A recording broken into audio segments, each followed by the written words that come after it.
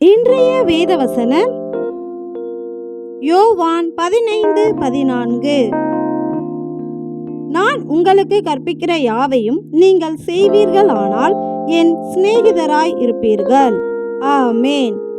கிறிஸ்து நமக்கு சிநேகிதராக இருக்க அவர் நமக்கு கற்பித்த எல்லாவற்றையும் செய்ய கவனமுள்ளவர்களாக இருக்க வேண்டும்.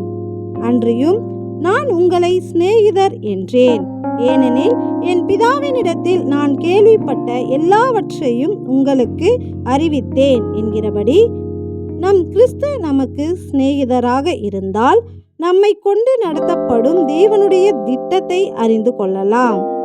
யார் கிறிஸ்துவின் சிநேகிதர் என்றால், என் சிநேகிதனான ஆபிரகாமின் சந்ததியே என்ற வார்த்தையின்படி ஆபிரகாமின் சந்ததி, அதாவது விசுவாச சந்ததியே நம் கிறிஸ்துவின் சிநேகிதர்கள்.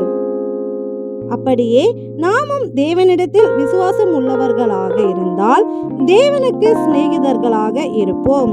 அப்பொழுது அவர் நம்மை கொண்டு நடத்த இருக்கும் திட்டத்தை அறிந்து கொண்டு நமக்கு ஏற்படும் உபதிரவத்தை குறித்து கலங்காமல் இருக்கலாம்.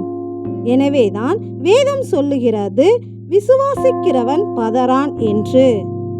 எங்கள் சிநேகிதராகிய எங்கள் கிறிஸ்துவே, உமக்கு நன்றி செலுத்துகிறோம். நன்றி.